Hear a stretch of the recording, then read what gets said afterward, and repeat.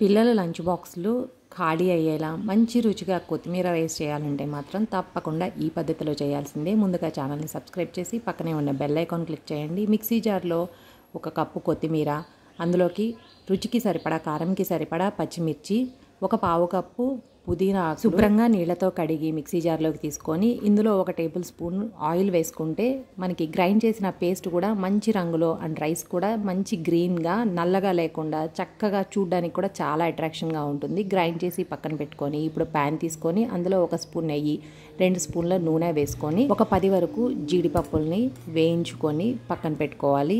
ఇప్పుడు ఇదే నూనెలో ఇందులోకి గరం మసాలాలు అవసరం లేదు, కానీ మంచి ఫ్లేవర్ కోసం 1 స్పూన్ జీలకర్ర, 4-5 లవంగాలు, 1 చిన్న దాల్చిన చెక్క, 1 స్పూన్ అల్లం వెల్లుల్లి పేస్ట్ వేసి ఒక్కసారి మిక్స్ చేసుకున్న తర్వాత మనం గ్రైండ్ చేసుకున్న పేస్ట్ కూడా వేసి బాగా కలిపి 2 నిమిషాలు వేయించుకున్న తర్వాత ఇందులో రుచికి సరిపడా ఉప్పు, 1/2 స్పూన్ పసుపు వేసుకొని ఒకసారి మిక్స్ చేసుకొని ఇక టేస్ట్ మొత్తం కూడా ఇప్పుడు చేసే ప్రాసెస్లోనే ఉంది. ఇక ఎటువంటి ఇంగ్రీడియంట్స్ అయితే అవసరం లేదు. మూత పెట్టేసి లో ఫ్లేమ్లో అంత త్వరగా అయిపోదు, 5 నిమిషాల వరకు పడుతుంది. వాటర్ ఏమీ లేకుండా మొత్తం కూడా డ్రై అయ్యి ఆయిల్ సపరేట్ అయ్యేంత వరకు లో ఫ్లేమ్లో ఈ కొత్తిమీర పేస్ట్ మొత్తం ఫ్రై చేసుకోవాలి. ఇలా చేయడం వల్ల టేస్ట్ చాలా బాగుంటుంది. పర్ఫెక్ట్గా కన్సిస్టెన్సీ ఇలా వాటర్ ఏమీ లేకుండా రెడీ అయిపోయిన తర్వాత స్టవ్ ఆఫ్ చేసి అందులో 1 చెక్క నిమ్మరసం మిక్స్ చేసుకొని ముందుగా ఉడికించి పక్కన పెట్టుకున్న రైస్ని